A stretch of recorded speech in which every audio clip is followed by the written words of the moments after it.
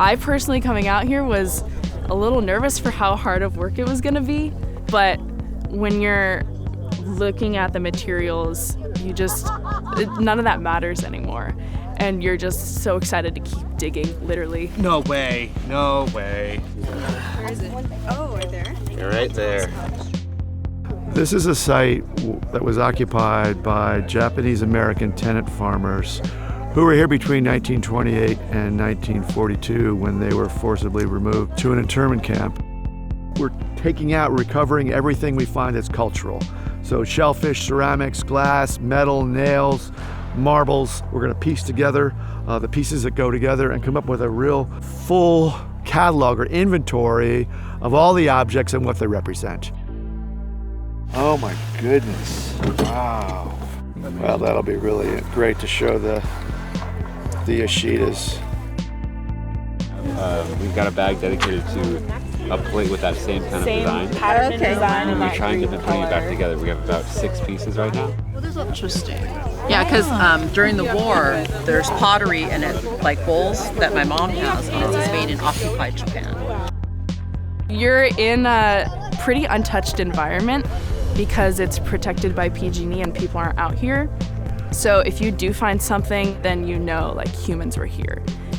I think the coolest thing that we have found was a spark plug. It says Champion Ford on it, and we think it's from the tractor that they used to use.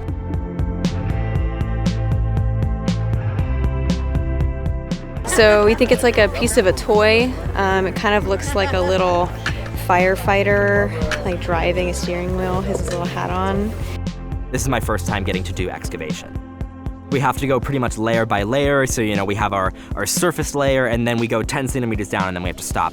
We have to sift and screen all of the dirt that we pull up. It's a lot of breaking it apart and picking through the shell pieces and ceramics that are found in each clay chunk. And it takes a while. It took us about a day and a half to get through just 10 centimeters, and then we got to begin and dig another 10 centimeters down. So yeah, it can come down. Definitely just a lot of girls when we were in school together, and like was definitely. It's kind of So funny. good. You're at like 19. My name is Linda Takahashi. My mother is Margaret Yoshida, so she was born in 1932, so she would have been 10 when they lived in this area. My mother's family, Yoshida family, traveled a lot. They worked as itinerant workers. This is the piece of land that my grandmother really considered home, was Pecho. So it's just kind of cool, just to be here as part of a learning experience for everyone. It's a little hard to see, but you can see right there, 1919.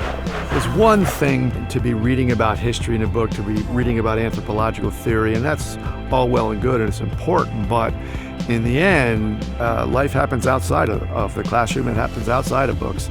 I think there's tremendous value into actually being out in the real world, dealing with real objects, dealing with getting dirty, dealing with doing hard physical labor, because archaeology is not in fact easy. All of those things together represent a pretty important life experience.